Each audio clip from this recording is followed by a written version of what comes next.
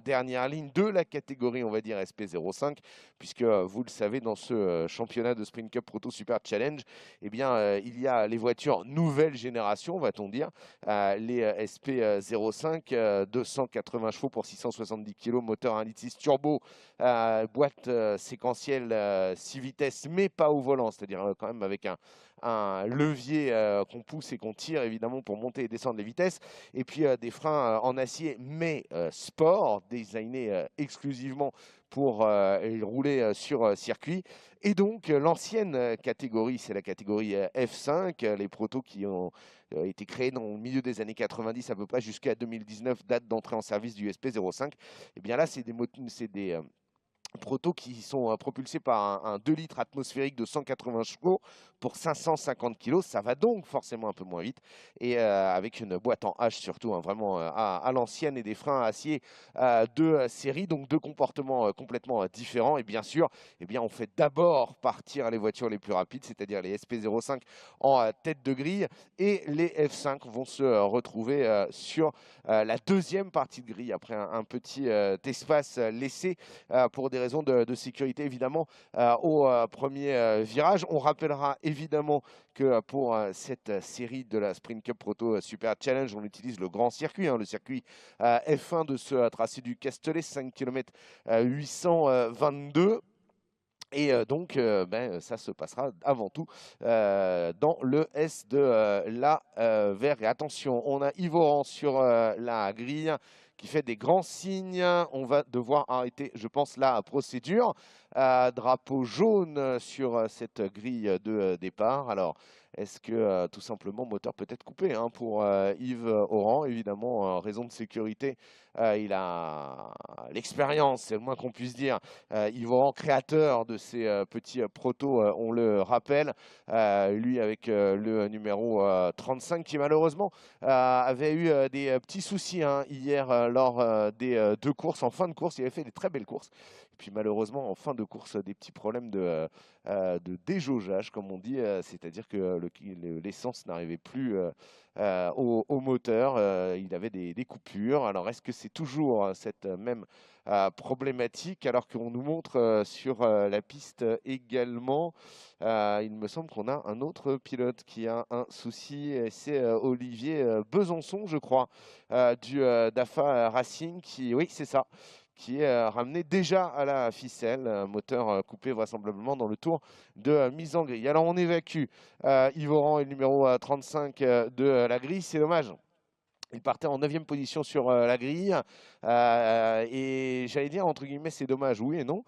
Ça va peut-être ouvrir un petit peu le jeu pour Elio Saint-Paul. Ça va peut-être ouvrir un petit peu également pour Dominique Arnoux, qui du coup ne va avoir aucune voiture devant lui au moment où on va lancer cette troisième course du week-end. Déception, j'imagine, hein, pour Yves Oran, qui court certes pour se faire plaisir, mais qui a gardé évidemment son âme de compétiteur dans cette catégorie gentleman, le doyen du peloton tout simplement, Yves, 70 ans, mais je peux vous garantir que plus que toujours fringant, hein.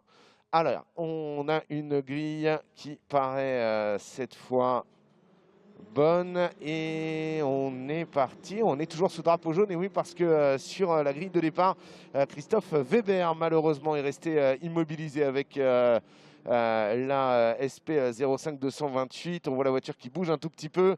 Regarde ce qui se passe, hein, sur la tête de course en même temps. Est-ce qu'il va réussir à s'élancer? Je ne sais pas, on va voir ça dans quelques secondes. En tout cas, Arthur Fouché, lui, a réussi l'essentiel en conservant la tête face à Jordan Meyer sur ce départ. On a toujours derrière, il me semble que c'est déjà Elio Saint-Paul qui est en train de remonter, d'attaquer sa remontée avec le numéro 8, et qui est en train de venir, ou attention, hein, oui, se mesurer juste à la sortie du complexe de la Sainte-Baume avant d'attaquer la ligne du Mistral. Ouais, je surveille du coin de l'œil, hein, cette voiture immobilisée en pleine ligne droite. et nos amis commissaires qui s'emploient, mais j'ai l'impression que la boîte a l'air d'être bloquée. Je ne suis pas convaincu qu'on ne bloque pas le peloton. Alors au drapeau jaune, attention, on va voir. En tout cas, on est dans la chicane du côté de nos pilotes, avec notamment Fabien Lefievre qui a réussi un super départ et qui vient de dépasser Fabien Bornance en tête de course, alors qu'on rentre dans signe pour le peloton. Arthur Fouché qui mène toujours. Il me semble que c'est Étienne Champetier maintenant qui est derrière lui. Il est passé devant Jordan Meyer. Baptiste Delabrosse et Elio Saint-Paul sont déjà remontés 4e et 5e. Et assez logiquement, le safety car qui va prendre la piste. Le temps de dégager tout simplement la voiture numéro 228 de Christophe Weber. Attention, drapeau jaune. On va essayer de retrouver le safety car, le circuit qui est intégralement sous drapeau jaune évidemment, puisque le safety car a été annoncé. Ouais, ça serait bien, chers amis, de voir, alors qu'on amène un véhicule évidemment pour essayer de déplacer au plus rapidement la voiture de 128. Voilà, le safety car qui est là avec donc Arthur Fouché. Étienne Champetier donc qui est en deuxième position me semble-t-il sur cette grille, et puis derrière la bagarre, enfin sur cette piste pardon, et puis derrière la bagarre qui se précise déjà pour les deux pilotes du DAFA Racing, avec Baptiste Delabrosse devant Elio Saint-Paul. Nicolas Schell, l'autre junior dans la catégorie des moins de 20 ans, est en 6e position, et on fait un gros plan sur Franck Lefebvre. Je vous avais dit qu'il ferait probablement, lui qui partait de la dernière ligne, une très belle remontée. Bien, c'est le cas. On va passer par la pit lane, je pense. Ouais, ça va sans doute être le plus simple pour des raisons de sécurité. Effectivement, les protos qui passent juste sous nos yeux. Alors, on espère qu'on va réussir à évacuer quand même assez rapidement, puisque cette course ne fait que 20 minutes, on le rappelle. Cette course 3. Et ça serait quand même pas mal de laisser les pilotes avoir la possibilité de eh bien, s'expliquer un petit peu en piste. Elle prend un peu de temps, cette évacuation. C'est évidemment pas du tout en raison des commissaires qui sont en train de s'employer, mais malheureusement, quand vous avez une boîte de vitesse bloquée, eh bien, c'est quand même très compliqué d'évacuer la voiture. Est-ce qu'on a réussi à débloquer cette boîte de vitesse, à retrouver le point mort? On va voir en tout cas si le véhicule qui la prend à la ficelle va réussir à l'amener et à déplacer cette voiture pour pouvoir relancer la course. Eh non, pour l'instant, c'est pas le cas. Ouais, alors là, ouais. Là, les amis, je pense que malheureusement, on est peut-être là pour un petit moment. En tout cas, du côté de la F5, c'est Gaylor Herold donc, qui, lui, a pris le meilleur départ et qui pointe en 13e position de la course.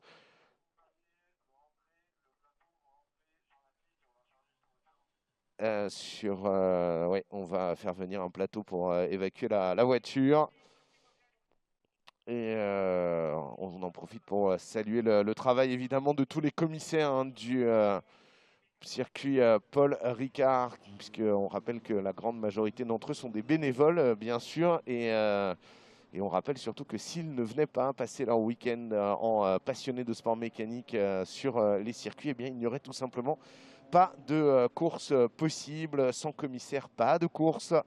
Et il faut vraiment féliciter tous les commissaires de tous les circuits de France et d'ailleurs du reste pour le travail qu'ils effectuent tout au long des week-ends et qui nous permettent de vivre la passion des sports mécaniques. C'est la même passion que vous partagez avec eux, amis spectateurs. La seule différence, évidemment, c'est qu'ils ont fait le choix de s'y consacrer de manière un petit peu plus professionnels, et du coup, eh bien, même s'ils restent bénévoles, ils sont de l'autre côté du grillage. Il y a toute une formation pour devenir commissaire, et d'ailleurs, n'hésitez pas si vous êtes intéressé, si vous aussi vous avez envie de vivre les courses en y participant d'une certaine manière, en piste, même si pas forcément au volant ou au guidon. Eh bien, allez sur le site de la Fédération française du sport automobile ou de la Fédération française de moto du reste, et n'hésitez pas à vous renseigner pour intégrer le peloton des commissaires des différents championnats de France, mais pas seulement. Il y a toute une formation à faire. Elle est du reste extrêmement intéressante et ensuite ça vous permet eh bien, de vivre votre passion des sports mécaniques au plus près de ces acteurs. Voilà, je vous invite encore une fois à féliciter, vraiment à remercier les commissaires lorsque vous les croisez, amis du public, dans le paddock ou en bord de piste. Allez, on va revenir sur ce devant de course avec bien sûr le safety car qui est toujours en train de neutraliser malheureusement cette troisième course de la Sprint Cup Proto Super Challenge avec Arthur Fouché qui se dirige peut-être vers une victoire assez facile en tout cas pour l'instant. Les 7 minutes qui se sont écoulées dans cette course 3 sous régime de safety car eh bien, auront eu le mérite pour tout le monde. Alors, d'économiser un peu les pneus, d'éviter de trop avoir de bagarres en piste. Je pense qu'on va repartir pour une petite dizaine de minutes. Ah, on va sortir le drapeau rouge. Drapeau rouge du côté de la direction de course. Les voitures vont venir s'immobiliser dans la pit lane. Et en tout cas, donc je vous le disais, ça aura au moins l'avantage pour tout le monde d'économiser les pneus et ça peut peut-être rendre service, hein. On discutait un petit peu avec lui hier sur le podium. Elio Saint-Paul qui s'inquiétait quand même hein, de la tenue de ses pneus avant, puisque on rappelle qu'à Dijon, il a gagné 3 des 4 courses et il a terminé deuxième de la course 2 dont il avait pourtant pris le départ en dernière ligne. Et pour ça, forcément, faire cette splendide remontée, il a dû taper dans les gommes, comme on dit. Et en fait, il ne s'attendait probablement pas à ce que le circuit de Dijon soit aussi abrasif que ça. On rappelle que c'est sa première année en compétition hein, au jeune Elio Saint-Paul qui vient du karting.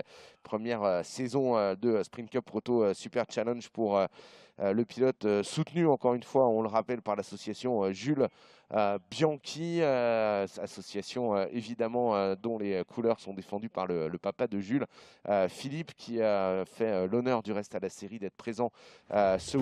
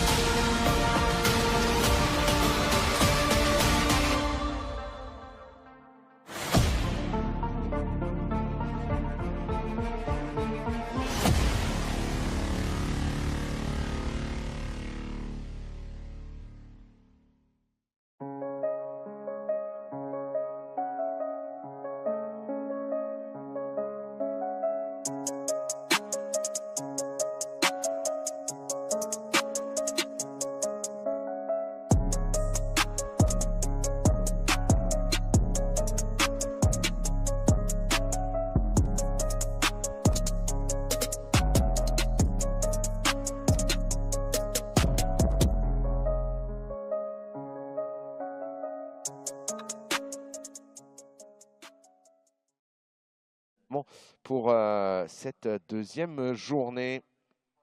En tout cas, c'est l'occasion évidemment de vous rappeler que nous sommes à la deuxième course de la deuxième meeting sur 6 dans cette saison 2026 pour la Sprint Cup Proto Super Challenge. Après donc Dijon, le Paul Ricard. Nous irons ensuite à Nogaro les 19 et 21 juin prochains, puis le circuit du Val de Vienne du 4 au 6 septembre. Les deux noms fin septembre et enfin la finale du championnat qui se tiendra les 9 et 11 octobre à Magny-Cours. Là aussi, hein, ça sera une saison probablement assez pleine avec eh bien, pour pas mal de... Ah, on a réussi à débloquer la voiture. Elle est à nouveau roulante. Ça, c'est plutôt une bonne nouvelle parce que ça veut dire qu'on va pouvoir assez rapidement l'évacuer de la piste. Voici là cette voiture 228 qui est rentrée par le portail dans la pit lane. Et désormais, les deux véhicules d'intervention qui vont pouvoir s'effacer. Alors, ouais, ça va être intéressant de relancer cette course peut-être pour les 13 dernières minutes. On va sans doute, j'imagine, repartir peut-être sous safety car pour un tour et ensuite se relancer à l'assaut du circuit. On attend les informations, bien sûr, de la direction de course, mais en tout cas, ça risque de nous offrir un joli sprint hein, pour cette Sprint Cup Proto Super Challenge, puisque on va pouvoir taper un petit peu plus dans les pneumatiques du côté de nos pilotes. Est-ce que Arthur Fouché, qui a réussi à conserver son bien, parviendra une deuxième fois à le garder? Et surtout, eh bien, derrière, Étienne Champetier qui a bien profité hein, au départ, qui a un peu surpris Jordan Meyer, mais d'ailleurs Baptiste Delabrosse également. Parviendra-t-il eh bien, à conserver et à surprendre une deuxième fois pour conserver la deuxième place? On va voir la réponse dans quelques secondes. En tout cas, ouais, alors qu'on a une information d'un problème électrique également pour Reynald Judas sur une des F5 engagées sur ce meeting. On rappelle hein, les F5 qui ont été réintégrés au championnat de France cette année avec ce système de double grille, mais qui permet donc de continuer à utiliser évidemment dans une série de haut niveau les premières, on va dire. Alors, pas vraiment, Yves Oran nous dirait pas vraiment les premières parce que avant la F5, il y avait la F4 que j'avais premièrement conçue pour qui a duré quelques saisons, puis très rapidement, enfin pas très longtemps, et très rapidement dans les années 90, eh bien, on a franchi un cap de plus au niveau de la performance tout en conservant évidemment le principe fondateur de ces feniaux et de cette Print Cup Proto Super Challenge, à savoir des coups extrêmement maîtrisés et un maximum de plaisir pour CSP 05. On va dire que globalement, hein, je pense qu'on aura peut-être la possibilité d'en parler cet après-midi directement avec le directeur hein, de Fenio Racing, Romain Angebault. Mais globalement, pour vous donner une idée, si vous avez envie de venir disputer un week-end, il y a des voitures évidemment qui sont à la location dans certaines équipes, notamment HMC Racing et le DAFA Racing. Et on va dire que globalement, pour moins de 2000 €, vous faites votre week-end en entier. Hein. Donc, si vous voulez, et vous avez quand même entre les mains des voitures qui flirtent avec les 250 km/h en vitesse de pointe. Autrement dit, des très très gros karting, on va dire, un petit peu dans l'esprit des protos Le Mans de la grande période Audi. Donc vraiment des voitures extrêmement performantes à un coût plus que maîtrisé. Allez, on va pouvoir repartir. On a passé le panneau 1 minute. Voilà, tous les moteurs ont été redémarrés peu ou prou dans la pit lane et le safety car qui reprend la piste avec les voitures et donc Arthur Fouché juste derrière lui. Voici hein, les images, on va repartir donc pour 13 minutes 30 de course. Et là, avec probablement un départ lancé, l'histoire va être sans doute un tout petit peu différente. Il va falloir voir hein, ce qu'on a décidé du côté de la direction de course. On voit déjà quelques pilotes hein, qui louvoient évidemment pour essayer de ramener les gommes à température le plus rapidement possible. Et Ouais, ça va être important. On voit Jordan Meyer notamment, hein, qui s'emploie, et puis les deux pilotes du Dafa Racing, Baptiste Delabrosse et Léo Saint-Paul. Le Pegasus Racing pour l'instant à la fête, évidemment, avec Jordan Meyer, alors que du côté même si pour l'instant c'est l'autocardio, hein, de Arthur Fouché, le fils de Renault. On rappelle que le père et le fils partagent le volant de cette voiture. Alors là aussi, par rapport à ce que je vous disais tout à l'heure sur le coût de location d'une voiture, vous pouvez vous partager le volant, c'est-à-dire qu'il y en a un qui roule par exemple sur les courses 1 et 3 et l'autre roule sur les courses 2 et 4. Il faut tirer la courte paille qui va faire les qualifications, mais en tout cas, peu importe, au classement général, c'est la voiture qui va marquer les points.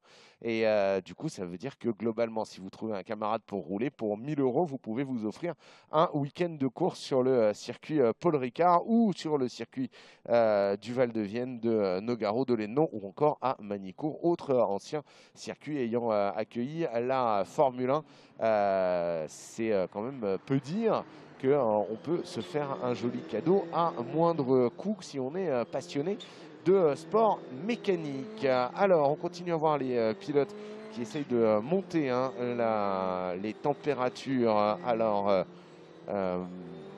à leur température de fonctionnement optimale. Oui, ça continue à louvoyer pas mal sur la ligne droite du Mistral pour essayer de faire chauffer les gommes, mais attention de ne pas trop taper dans les gommes non plus, parce qu'on commence à être effectivement un peu en fin de vie sur ces pneus Michelin. On rappelle, un Michelin fournisseur unique, manufacturier unique de la série, et qui a fait un travail extraordinaire avec ses pneus, parce que c'est des gommes dures, bien sûr, pour tenir 8 courses plus 2 qualifs, mais qui offrent quand même pas mal d'adhérence et surtout j'allais dire alors c'est un mot que les manufacturiers de pneus généralement n'aiment pas beaucoup, mais une dégradation très constante du train de pneus. Donc ça, c'est très intéressant, évidemment, pour des pneus qui doivent tenir 2 meetings. Le safety car qui a éteint sa rampe lumineuse. On va donc pouvoir repartir avec Arthur Fouché qui va arriver sur le virage du pont devant la Meute. Alors on rappelle, évidemment, on n'a pas le droit de dépasser avant d'être passé au niveau de la ligne de départ, et c'est lui qui va conditionner le rythme avec les pilotes qui repassent. Attention, ouais. Derrière Jean-Christophe Robin avec la 277 qui déjà est en train de porter une attaque sur Christophe Beauducel. On se focalise sur ce qui se passe devant avec Étienne Champetier qui pour l'instant a conservé sa 2e place devant Jordan Meyer. Et puis derrière la bagarre interne au Dafa Racing, Baptiste Delabrosse et Léo Saint-Paul. Attention, Jordan Meyer qui se décale déjà une première fois pour essayer de mettre un petit coup de pression à l'entrée du virage et du complexe de la Sainte-Baume. Petit coup de pression sur Étienne Champetier, mais ça n'a pas marché. En revanche, du coup, il y a tout petit peu le bouchon, et ça fait les affaires derrière d'Elio Saint-Paul qui est en train de venir mettre une énorme pression sur Baptiste Delabrosse pour le gain de la 4e place. On rentre dans la ligne droite de signe. Arthur Fouché a réussi à se constituer un tout petit matelas d'avance, mais 3-4 longueurs de voiture. En revanche, attention, parce que derrière, Jordan Meyer est vraiment à l'aspiration derrière Étienne Champetier, et ça passe pour Elio Saint-Paul au freinage de la chicane. Il trouve l'ouverture sur Baptiste Delabrosse et passe ainsi en 4e position derrière son premier rival au championnat, Jordan Meyer. Alors attention, parce que évidemment, Jordan Meyer va être d'autant plus intéressé, alors que derrière, attention, ça passe ici aussi pour c'est Franck Lefebvre qui trouve à son tour l'ouverture sur ouais, Christophe Beauducel qui a eu un souci sur ce restart. Il s'est fait un peu surprendre par tout le monde, tout comme Dominique Arnaud du reste, qui a lâché 2 positions également. Attention, blocage de pneus à l'entrée du complexe de Garlaban d'Ambendor pour Baptiste Delabrosse, qui est sous la pression maintenant de Nicolas Schell. On revient sur le virage du pont. Alors évidemment, c'est passé assez tranquillement pour Arthur Fouché qui continue à creuser l'écart en tête. En revanche, derrière, la bagarre pour le podium est encore extrêmement disputé avec Nicolas Chel, alors que Jean-Christophe Robin voilà, est passé. Franck Lefebvre également, Fabien Bordancin aussi devant Christophe Bauducel et Dominique Arnoux. Ils sont respectivement maintenant 10e et 11e. Franck Lefebvre qui pour l'instant est le premier des gentlemen avec sa voiture toute jaune. Et attention, Elio Saint-Paul qui commence à venir mettre la pression désormais sur... ouais, attention, devant aussi, hein, Étienne Champetit qui malheureusement bloque un tout petit peu tout le monde. Et qui bloque un tout petit peu Jordan Meyer, et ça fait les affaires d'Elio Saint-Paul qui est en train de venir vraiment maintenant mettre la pression sur Jordan Meyer. Il a une belle vitesse de pointe, Étienne Champetit. En revanche, Jordan Meyer et Elio Saint-Paul paraissent être un tout petit peu plus à l'aise dans les parties sinueuses. Attention, il est positionné pour porter une attaque, le numéro 8. C'est là où il a doublé à l'entrée de la chicane tout à l'heure Baptiste Delabrosse. Là, c'est pas passé. Mais il est vraiment blotti juste derrière. À mon avis, il va se passer quelque chose au moment où on va rentrer dans signe. Il va falloir défendre la position. Jordan Meyer d'ailleurs qui commence à se décaler un tout petit peu vers la droite pour essayer de défendre. Ouh, l'attaque d'Ansigne pour Elio de Saint-Paul, c'est pas passé, mais franchement, c'était extrêmement osé comme manœuvre. Il a mis un grand coup de pression à Jordan Meyer qui s'est un petit peu fait surprendre et qui se loupe dans sa trajectoire. Il sort un tout petit peu trop large au niveau de Bendor, juste à la sortie du Bossé. Et il a réussi à reprendre son bien, mais pendant l'espace de quelques mètres, eh bien, Elio Saint-Paul a pointé en 3e position. Elle va nous occuper peut-être les 9 minutes de course qui restent, cette bagarre, parce que évidemment, Étienne Champetier, attention, continue à souffrir avec les deux pilotes en bagarre derrière lui. Et là, les trois sont dans un mouchoir de poche. Je ne sais pas si Étienne Champetier, avec la numéro 64, va réussir à conserver cette deuxième place pendant les 9 minutes de course qui restent, tout simplement parce que les deux derrière lui sont absolument déchaînés. Superbe bagarre entre Jordan Meyer et Elio Saint-Paul qui sont vraiment là dans une... lancé dans un superbe duel. Derrière, c'est un tout petit peu plus calme, mais il faut vraiment se concentrer sur cette bagarre pour la 3e place. Ouais, c'était un petit peu osé, là aussi, au virage de l'école, de tenter le coup. Et pourtant, il y va. Il y va. Ouais, ouais, ça va faire les affaires. Ça va faire les affaires d'Elio Saint-Paul. Il s'est un tout petit peu loupé dans la sortie de la Sainte-Baume et s'est retrouvé bloqué tout simplement Jordan Meyer derrière Étienne Champetier. Et ça a permis à Elio Saint-Paul de s'infiltrer sur l'intérieur et du coup de gagner une position. Elio Saint-Paul qui va immédiatement essayer d'attaquer. Attention parce que derrière il y a Baptiste Delabrosse également qui vient mettre la pression sur Jordan Meyer. Elio Saint-Paul en profite pour dépasser Étienne Champetier. Ça passe également. Il a ouvert la porte et là maintenant tout le monde s'engouffre. Étienne Champetier qui vient de perdre 3 positions. Elio Saint-Paul est passé. Jordan Meyer est passé. Baptiste Delabrosse est passé également. Est-ce qu'il va réussir à défendre maintenant face à Nicolas Chel? On va avoir la réponse dans quelques instants. Quel dommage pour Jérémy Ferrer avec le numéro 54. On profite de l'avoir à l'image une nouvelle fois pour lui souhaiter bon anniversaire. Mais je ne pense qu'à ce moment-là, ce n'est pas sa préoccupation première. Tête à queue, il va réussir à repartir cependant et aller continuer à disputer cette course 3, mais c'est dommage, il était en 13e position. Et puis à noter que Yvoran a finalement réussi à partir et à prendre le départ. Il est 12e, lancé dans une folle remontée pour l'instant, celui qui est 3e de la catégorie gentleman. Mais attention parce que devant lui, il y a Christophe Bauducel et Dominique Arnoux. Dominique Arnoux, alors qu'on nous... On nous passe une pénalité pour oui, Yvoran qui court pour le plaisir puisque il aura un tour de pénalité puisqu'il n'a pas pris le départ de cette course.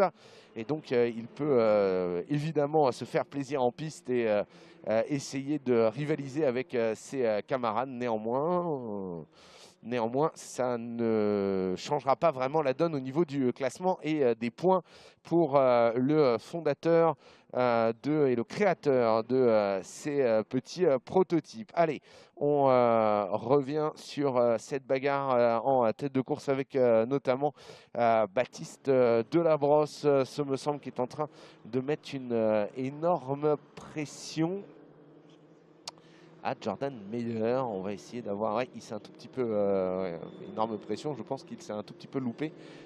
Et du coup, l'écart s'est refait. Et en revanche, devant, c'est Elio Saint-Paul hein, qui abat le meilleur tour, qui a fixé le meilleur tour, on va dire, dans le tour précédent et qui là vient de réaliser le meilleur secteur absolu dans le premier partiel. On verra ce qu'il en est dans le deuxième. Il est tout simplement lancé à l'assaut pour revenir au contact d'Arthur Fouché, à voir s'il va y parvenir. Et puis derrière, on a toujours cette bagarre. Donc Baptiste Delabrosse, Jordan Meyer. Le gap a été un tout petit peu fait.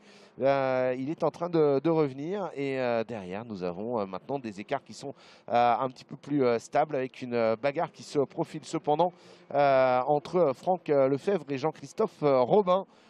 Franck Lefebvre avec cette voiture numéro 26, toute jaune, qui est en train de faire le forcing lui aussi, d'essayer de tendre un petit peu les trajectoires pour revenir au contact de Jean-Christophe Robin et pourquoi pas d'Étienne Champetier, pardon, et pourquoi pas, non c'est ça, de Jean-Christophe Robin, et pourquoi pas essayer d'aller gratter une position là à 7e place du classement du côté des F5, parce qu'on n'en a pas reparlé depuis le départ de cette course.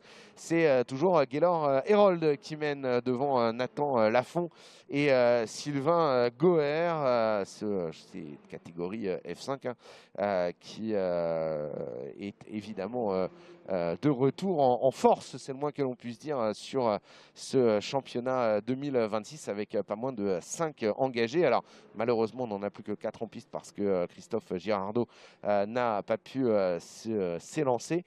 Néanmoins, on a une très belle bagarre et notamment pour les deux dernières marches du podium dans cette catégorie F5 avec Nathan Lafont, Sylvain Goer et Reynald Judas qui sont au coude à coude, et notamment Sylvain Goer qui essaie de revenir sur Nathan Lafont pour essayer d'aller prendre la 2e place de la catégorie, toujours emmené par Gaylor Herold. Allez, on revient sur le devant de cette course avec Arthur Fouché, qui a dû avoir l'information que ça attaquait fort derrière parce qu'il vient de signer le meilleur temps absolu à son tour dans le premier secteur en 34-327. À noter que le meilleur temps dans cette course 3 a été établi sur le tour précédent par Elio Saint-Paul, le meilleur temps absolu en 2:11.182.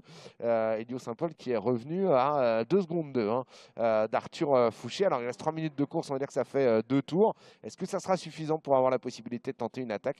Eh bien, on va avoir la réponse dans quelques instants. En tout cas, le moins que l'on puisse dire, c'est qu'il s'emploie pour essayer d'y arriver. Ça vient de passer pour Christophe Bauducel sur Dominique Arnoux.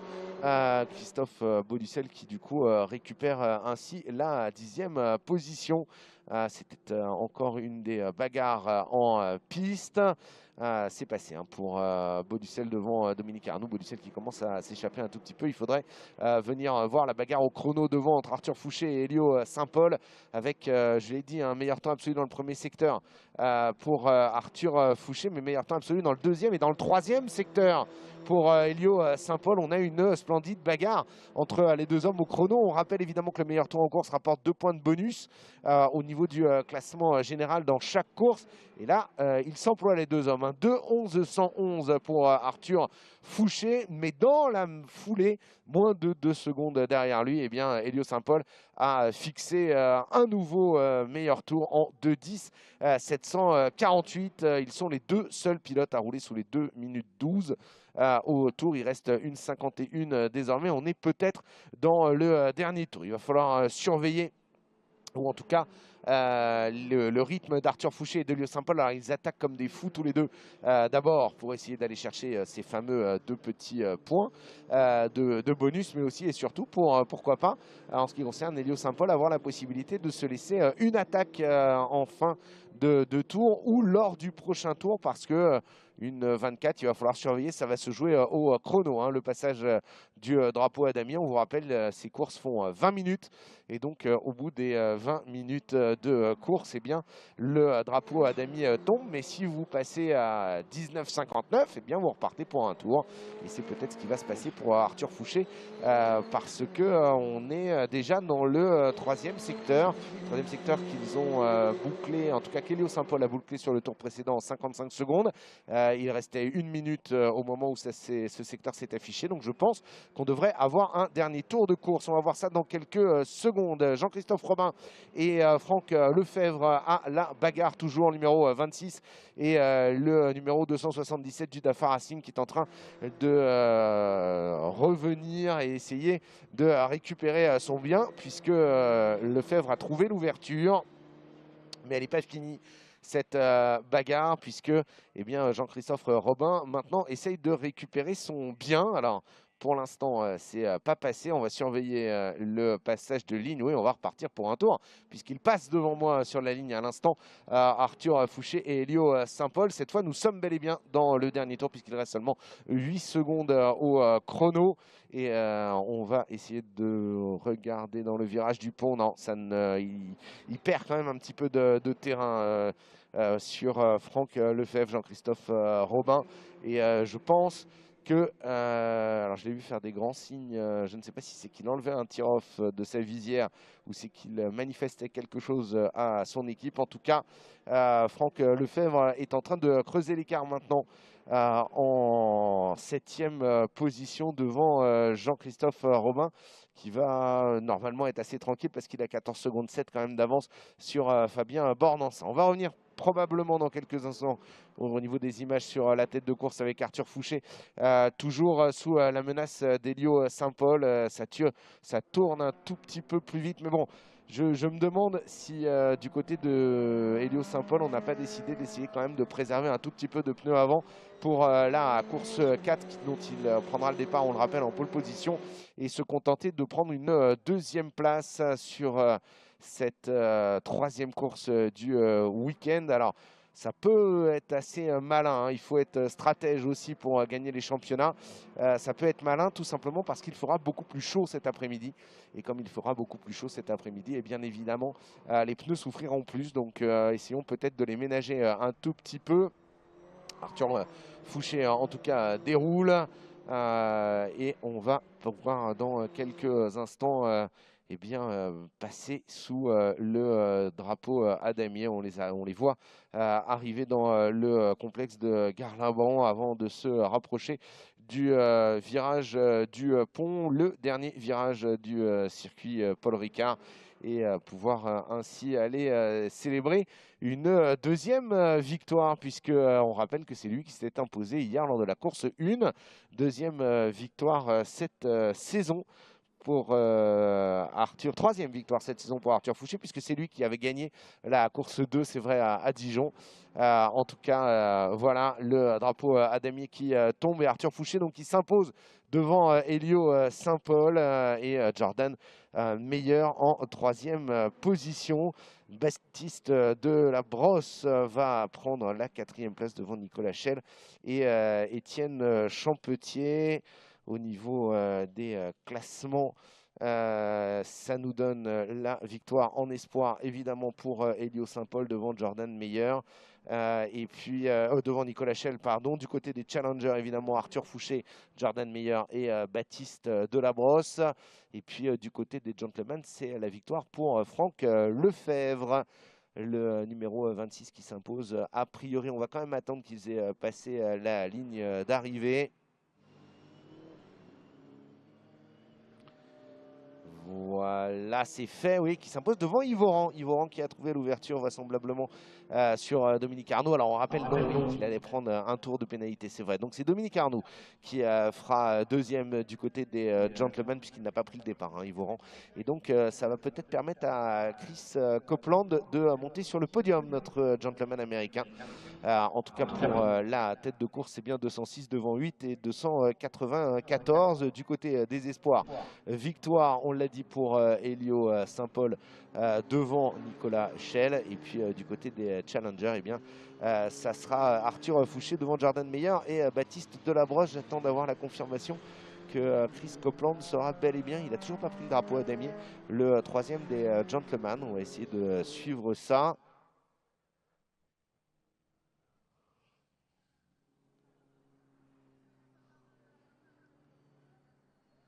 Alors, est-ce que... il est peut-être arrêté en piste, Chris Copeland, malheureusement. Est-ce qu'il voudrait dire, même avec un tour de retard, est-ce que ça ne serait quand même pas Yvoran sur le podium? Il va falloir surveiller ça. Et puis, du côté de la F5, eh bien, c'est Gaylor Herold qui s'impose devant Sylvain Goer et Reynald Judas. On va se retrouver sur le podium dans quelques instants. À tout de suite.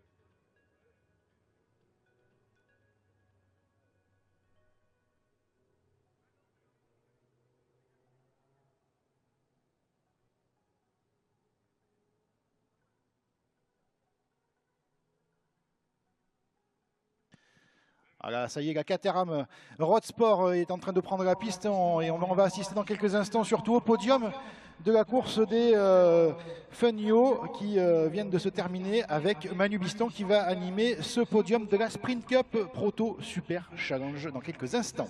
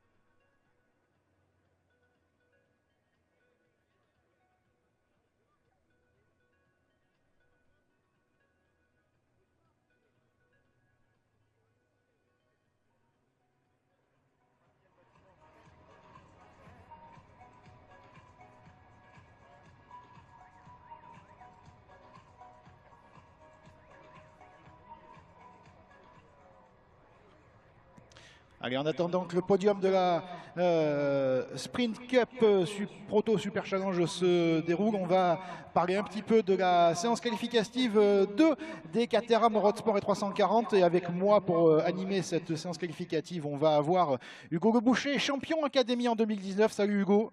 Salut Quentin. Et vous allez nous apporter votre expertise et votre analyse sur cette séance qualificative qui vient de s'élancer. 20 minutes de séance qualificative qui va déterminer la grille de départ de cet après-midi. Une course que vous allez pouvoir retrouver à partir de, il me semble, c'est 16h40, hein, c'est bien ça. Absolument. Vous avez l'emploi du temps dans votre tête. Ça y est, les pilotes, on voit quelques pilotes des 340R avec Rémi Castelin, Stéphane Châtelet, Jean-Paul Abalin qui viennent de passer la ligne de chronométrage et qui s'élancent donc pour leur premier tour de chrono. On est quand même sous une météo assez ensoleillée ce matin et ça va peut-être avoir des incidences sur le chrono d'ici la fin de séance puisque la température va monter, notamment la température de la piste. Oui, absolument. La température risque de monter naturellement au fil de l'eau, au fil de la journée, pardon. Mais on voit au fil de l'eau. Au fil de la journée, pardon, Quentin. On voit qu'on est un peu plus tôt que hier en termes d'horaire, donc je pense que les chronos devraient. Et je vois mon camarade Manu qui est arrivé au podium. Et ça y est, le podium de la Sprint Cup Proto Super Challenge va commencer. Je vous laisse la main, mon cher Manu. Merci beaucoup, Quentin. Effectivement, je sais que vous êtes dans les starting blocks pour la Caterham, mais nous avons bien évidemment un podium et des podiums avant ça pour la Sprint Cup Proto Super Challenge avec bien sûr les différents podiums et surtout le classement du général. On attend que tout le monde soit là et on va pouvoir y aller dans quelques secondes. Je suis désolé, on va vous manger un tout petit peu de temps de piste pour la Caterham. Vous êtes pardonné, mon cher Manu. Je vous pardonne tout, vous le savez. Vous êtes trop bon. Vous êtes trop bon. Attention, n'en faites pas trop, je m'habitue très vite. Alors, est-ce que nous aurions... Super, allez, c'est parti. Allez, nous allons commencer tout de suite par le podium donc, du classement général. Et sur la troisième marche, on va essayer d'aller très vite. J'appelle Jordan Meyer. À ses côtés, sur la deuxième marche du général, Elio Saint-Paul. Et enfin, première course du jour et deuxième victoire pour Arthur Fouché.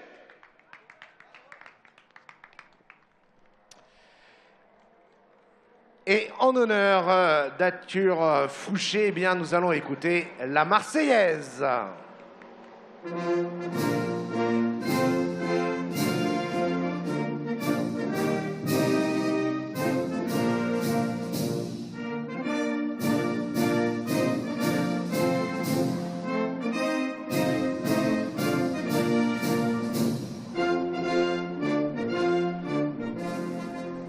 Et voilà donc pour ce podium du classement général de cette course 3. On va très vite enchaîner avec le podium espoir. Elio, il va falloir rester dans le coin.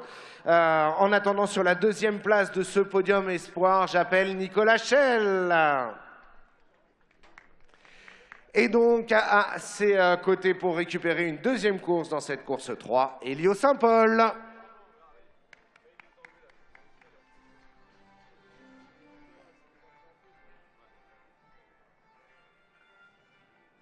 Et voilà le podium espoir donc, qui consacre les pilotes de moins de 25 ans. Et on va passer d'un extrême à l'autre dans quelques secondes. Voilà, après les jeunes, place, on va dire, aux plus âgés. Les gentlemen, les pilotes de 50 ans et plus. Et sur la troisième marche, le pilote américain, Chris Copeland. Deuxième marche de ce podium gentleman pour Dominique Arnoux.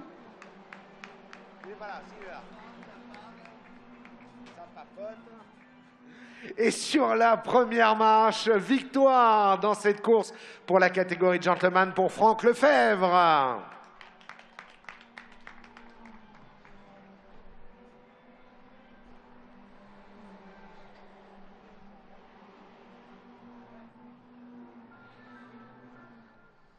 Voilà pour ce podium des pilotes de plus de 50 ans. La photo, bien sûr. Et on va passer très rapidement au podium de la catégorie Challenger. Félicitations, messieurs. Désolé, c'est un petit peu la course sur le podium aussi, hein, comme en piste. Et sur la troisième marche du podium pour la catégorie Challenger, j'appelle Baptiste Delabrosse.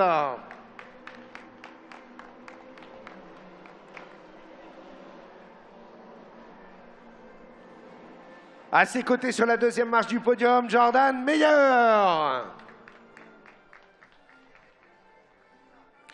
Et une deuxième coupe de vainqueur dans cette course 3 pour Arthur Fouché.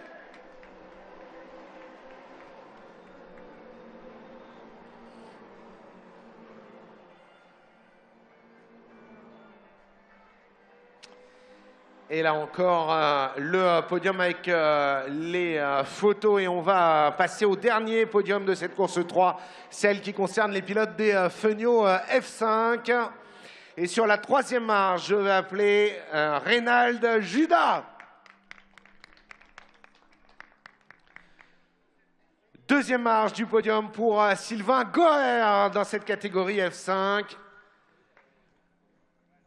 Troisième course de la catégorie remportée donc par Harold Geller.